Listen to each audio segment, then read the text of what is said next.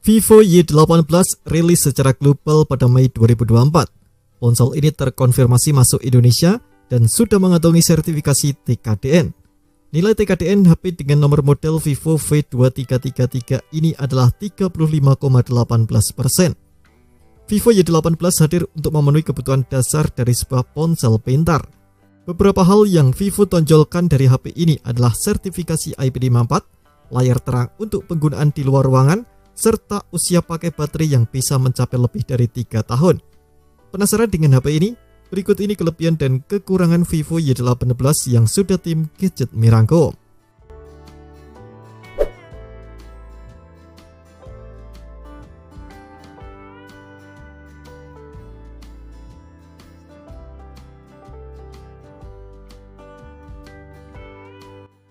Vivo Y18 memiliki bodi yang tak tipis-tipis amat. Ketebalannya 8,39 mm untuk varian warna Mocha Brown dan 8,53 mm untuk varian warna Wave Aqua. Namun bobot ini hanya 185 gram. Jika dilihat dari segi estetika, Vivo Y18 cukup menarik mata. Varian Mocha Brown memberikan kesan mahal, sedangkan varian Wave Aqua memikat berkat corak ombaknya. Adapun ciri desain yang bisa Anda dapati dari HP ini adalah finishing matte pada back cover, frame rata, serta layar dengan model ala tetesan air. Seluruh material bodi yang dipakai adalah plastik. Satu hal lagi yang membuat Vivo Y18 menonjol pada aspek desain adalah sertifikasi ketahanan. Ya, HP ini mengantongi sertifikasi IP54 yang berarti tahan debu serta tahan percikan air dari berbagai arah.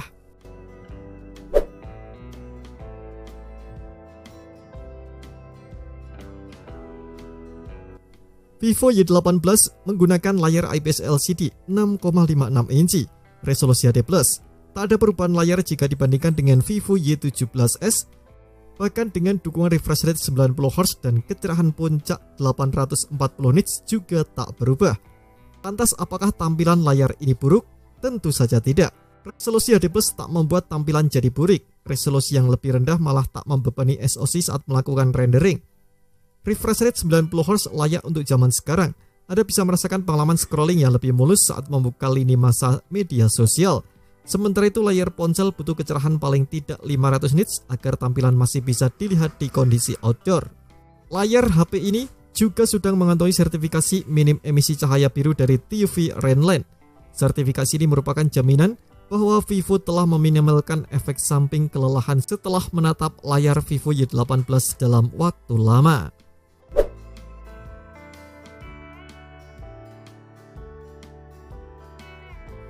MediaTek Helio G85 kembali jadi langganan Vivo dengan mengotaki Vivo Y18. Vivo sudah akrab dengan SoC yang satu ini. Sebelum Vivo Y18, HP Vivo yang menggunakan Helio G85 adalah Vivo Y17s, Vivo Y03, Vivo Y27, dan Vivo Y22. Umur Helio G85 memang tak muda lagi. SoC 12 nanometer ini rilis sejak 2020. Akan tetapi Helio G85 merupakan pilihan yang masuk akal untuk HP kelas entry, mengingat harganya yang murah untuk tahun 2024. Performanya pun masih lumayan. Setidaknya ia punya 2 core performa Cortex A75 berkecepatan 2 GHz yang berguna ketika HP memerlukan akselerasi dalam menangani beban kerja serius. 6 core lain yang mengisi CPU di Helio G85 adalah core efisiensi Cortex A55 berkecepatan 1,8 GHz. Kemampuan Helio G85 di HP ini pun bisa dimaksimalkan lantaran diduetkan dengan RAM 8GB untuk unit global. Multitasking belasan aplikasi akan terasa lancar. Vivo turut memberikan opsi peningkatan RAM hingga 16GB lewat fitur Extended RAM. Menurut klaim Vivo, fitur ini membuat ponsel mampu membuka lebih dari 25 aplikasi secara bersamaan.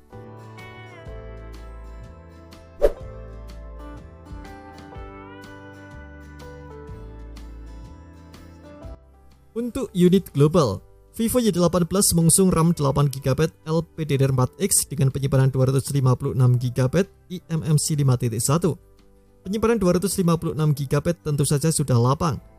Anda bisa menjejalkan puluhan ribu foto di HP ini plus memasang berbagai macam aplikasi. Namun, ruang simpannya masih bisa ditingkatkan via microSD.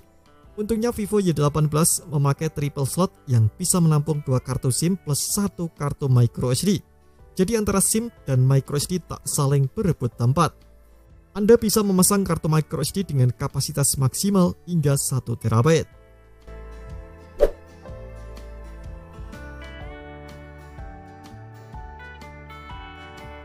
Sensor-sensor yang dimiliki Vivo Y18 cukup lengkap, kecuali giroskop.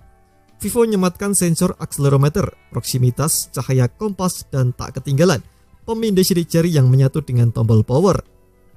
Sensor cahaya dan kompas adalah sensor yang menurut saya wajib ada di semua HP Android. Pasalnya kalau tak ada sensor cahaya, fitur auto brightness tak mampu bekerja. Sementara itu sensor kompas punya fungsi sesuai namanya, yakni sebagai penunjuk arah mata angin. Sensor ini akan berguna ketika Anda sedang mencari arah kiblat atau sesimpel mencari tahu sedang menghadap kemana kala membuka Google Maps.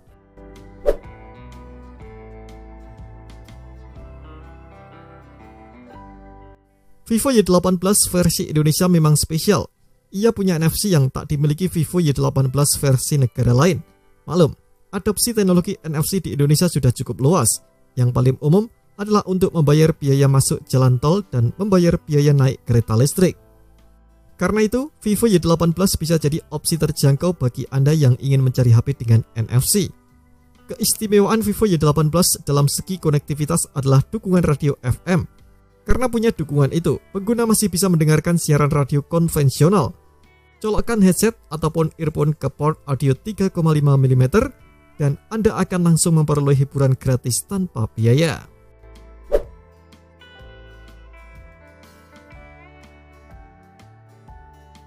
Vivo Y18 mengantongi baterai 5000 mAh. Kapasitasnya sudah sesuai dengan standar HP zaman sekarang. Baterai 5000 mAh tampaknya sudah umum dipakai demi menunjang penggunaan HP seharian penuh. Vivo memperkirakan Vivo Y18 bisa bertahan selama 19,33 jam kalau dipakai buat memutar video YouTube. Masih menurut Vivo, kalau main PUBG Mobile bisa tahan sampai 6,8 jam. Vivo menjamin bahwa usia pakai baterai Vivo Y18 bisa lebih dari 3 tahun. Maksud dari jaminan ini adalah kesehatan baterai akan tetap terjaga paling tidak 80% selama 40 bulan pertama pemakaian.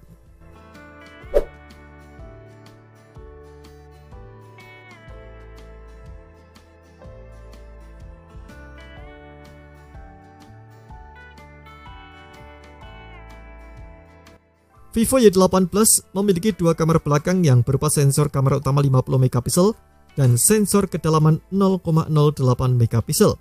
Anggap saja HP ini punya satu kamera belakang karena fungsinya cuma kamera utama. Kamera utama HP ini dibekali autofocus dan lampu flash. Sementara di depan ada kamera selfie beresolusi 8 megapiksel. Baik kamera depan dan kamera utama sama-sama bisa merekam video hingga resolusi 1080p di 30 fps. Menurut saya konfigurasi kamera Vivo Y18 kurang oke. Tak adanya kamera pendamping yang fungsional seperti kamera ultrawide adalah alasan pertamanya. Alasan kedua yakni belum adanya sistem penstabil video karena Vivo Y18 tak dibekali giroskop.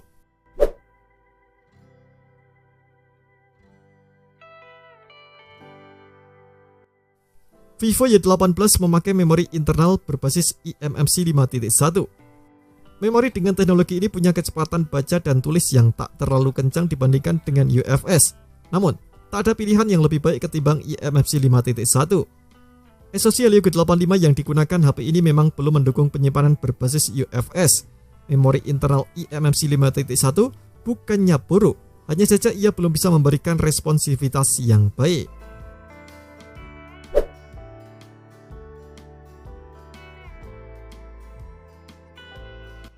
Vivo Y18 memang sudah mendukung fast charging, hanya saja daya maksimum yang bisa ditransfer adalah 15 watt. Fast charging 15 watt tak cukup kencang buat zaman sekarang. Vivo pun jujur mengenai hal ini. Dalam laman resmi perusahaan, mereka menyebutkan proses pengisian baterai Vivo Y18 memakan waktu 145 menit. Dengan kata lain, durasi mengecas baterai si ponsel tembus 2 jam. Terima kasih telah menonton video ini. Jangan lupa subscribe dan aktifkan loncengnya untuk mendapatkan update informasi seputar HP terbaru dari Gadget Me.